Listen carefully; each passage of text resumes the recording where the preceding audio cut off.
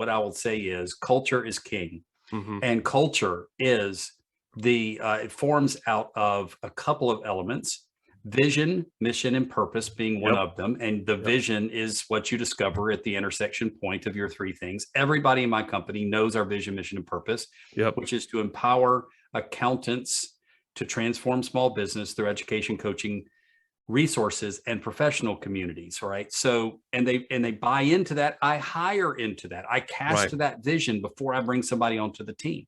Yep. And I gauge their response to the vision, whether it's verbal, whether it's emotional. I've had people cry. That's not a job requirement, but I've Right. had people cry when I cast the vision. I tell the $6 million man story sitting on the carpet with the business owner parents. I've had other people verbally respond to it and get excited about the fact that they can help with that problem. And it does impact whether I hire them or not. So the second is the company's values, which if you read Patrick Lencioni's book called The Advantage, Right. he does a great job demything, not demystifying, demything, busting the myth of values that they have to do with morality or ethics, and they don't. No, it's No. operating system. Thank you.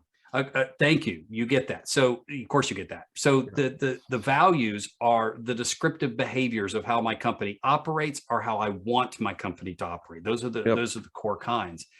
And we defined those. We know what those are. Yep. And people, those will attract people and repel people, right? So when we first created them, it repelled some people and I lost some people, but it attracts and it's sticky because it attracts the right people who love the values and stay for the values.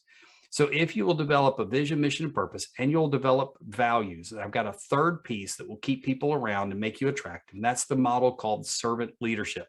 There's a book out there called by a guy named Hunter. He can tell you all about it.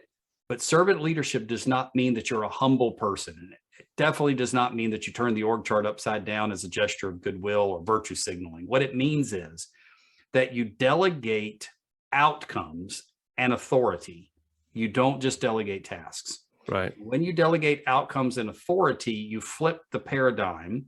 The outcome now belongs to the other person in your company, and it's your job as the owner of the company to serve them as they work toward the outcome. That's what servant leadership is. Right. So my people are empowered and my people have the authority to drive their outcomes, and the people feel served by me as the team lead, right? Under the structure of very defined company behaviors inspired by a vision, mission, and purpose. Now, if those things seemed to your listeners like they were very soft and ethereal, No, they're not, man. oh my gosh, they are game changing.